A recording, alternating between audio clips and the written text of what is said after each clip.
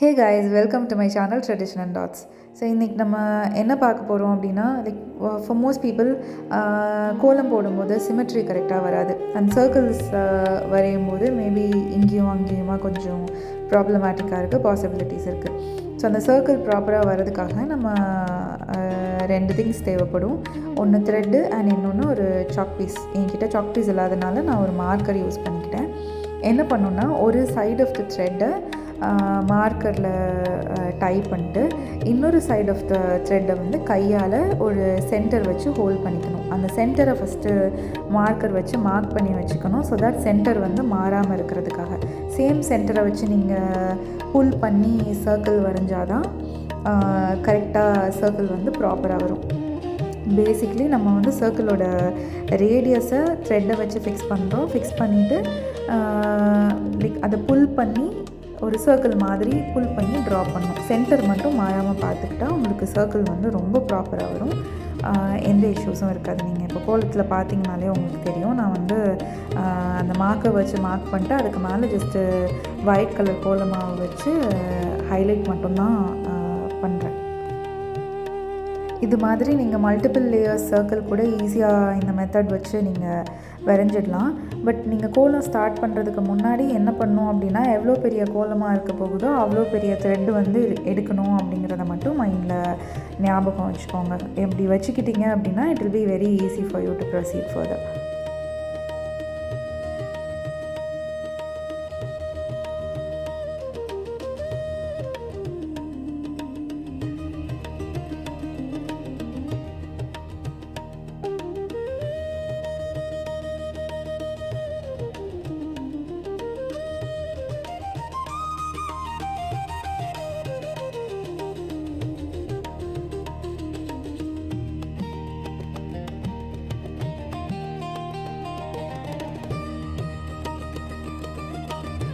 So again the same technique. இன்னும் ஒரே ஒரு சர்க்கிள் பார்ட் மட்டும் நான் போட வேண்டியிருந்துச்சு. நான் அது பேஸ்டாக என்னோடய த்ரெட்டை ஃபஸ்ட்டே கட் பண்ணி எடுத்தனால my thread was enough for me to draw that last சர்க்கிளுமே.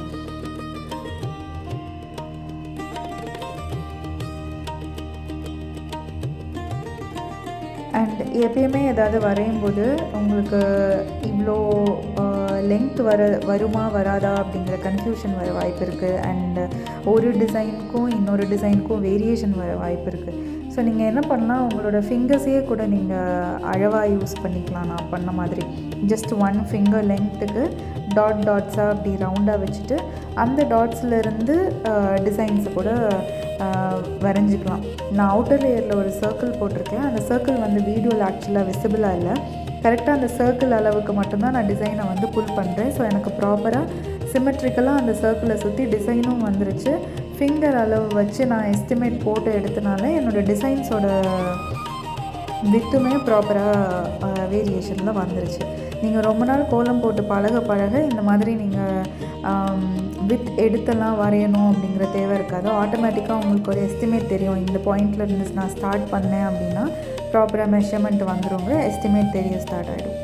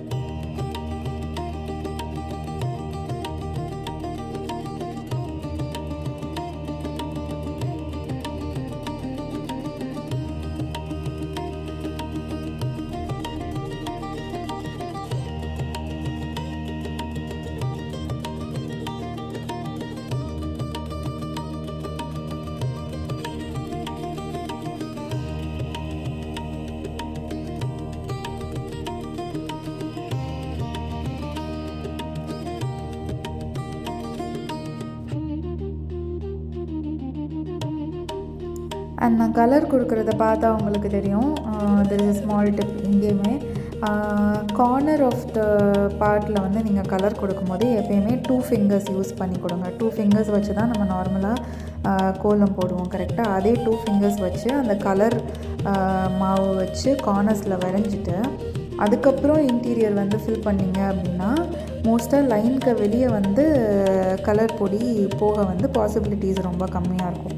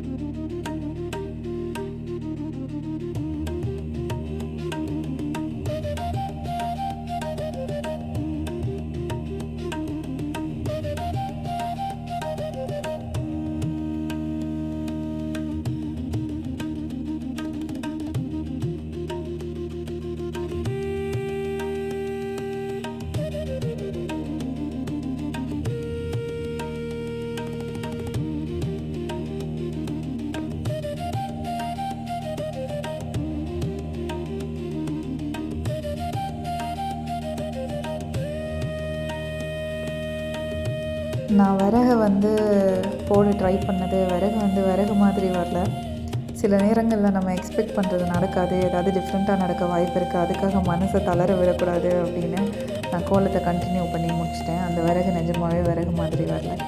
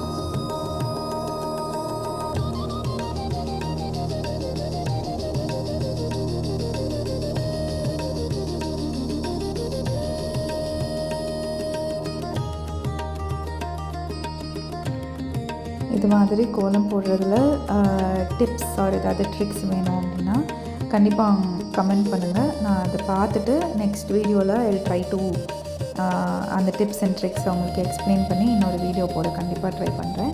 Channel மறக்காமல் சப்ஸ்கிரைப் பண்ணுங்கள் ஃபார் டெய்லி ரங்கோலி வீடியோஸ்.